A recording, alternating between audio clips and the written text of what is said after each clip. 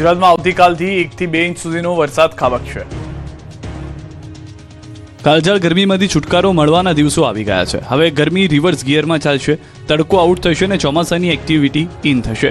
દક્ષિણ ગુજરાત અને સૌરાષ્ટ્રમાં એક દિવસ વરસાદ પડી શકે છે। હવામાન નિષ્ણાત અંબાલાલ પટેલે પ્રી મોન્સૂન એક્ટિવિટીને લઈને આગાહી કરી છે। તેમના મતે 19મી થી 24મી મે સુધી ગુજરાતમાં પ્રી મોન્સૂન એક્ટિવિટી થશે। દક્ષિણ ગુજરાત અને દક્ષિણ સૌરાષ્ટ્રના વિસ્તારોમાં 2 ઇંચથી વધુ વરસાદ પડી શકે છે। પ્રી મોન્સૂન એક્ટિવિટી હવે ધીરે ધીરે રહેવાની શક્યતા રહેશે। તારીખ 19 થી 23માં પ્રી મોન્સૂન એક્ટિવિટીનો વરસાદ થવાની શક્યતા છે।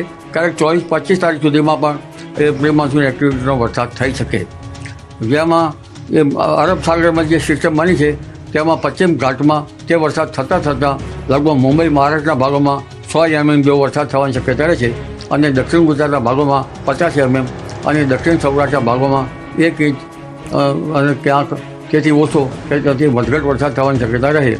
પૂર્વ ગુજરાતના ભાગોમાં પણ પ્રી મોન્સૂન એક્ટિવિટીનો વરસાદ થવાની શક્યતા રહે। પ્રી મોન્સૂન એક્ટિવિટીનો વરસાદ સવારના ભાગમાં ક્યાંક બપોર પછીના ભાગમાં થવાની શક્યતા રહે। બીજી તરફ અંબાલાલના મતે 26 મે આસપાસ ચોમાસું કેરળ કાંઠે પહોંચી શકે। 10 જૂન સુધી મુંબઈ સુધી આગળ વધી શકે છે। ગુજરાતમાં ચોમાસું 15 જૂન આસપાસ પહોંચે તેવી શક્યતા વ્યક્ત કરવામાં આવી છે। 26 મે કે 1 જૂન સુધીમાં કેરળ કાંઠે આ સિસ્ટમ આવવાની શક્યતા રહેતા ચોમાસું કેરળ કાંઠે બેસવાની શક્યતા ગણી શકાય। ગુજરાતમાં ચોમાસાની ગતિવિધિ અંગે જોઈએ તો લગભગ 15મી જૂન આસપાસ ગુજરાતમાં ચોમાસું આવવાની શક્યતા રહે છે।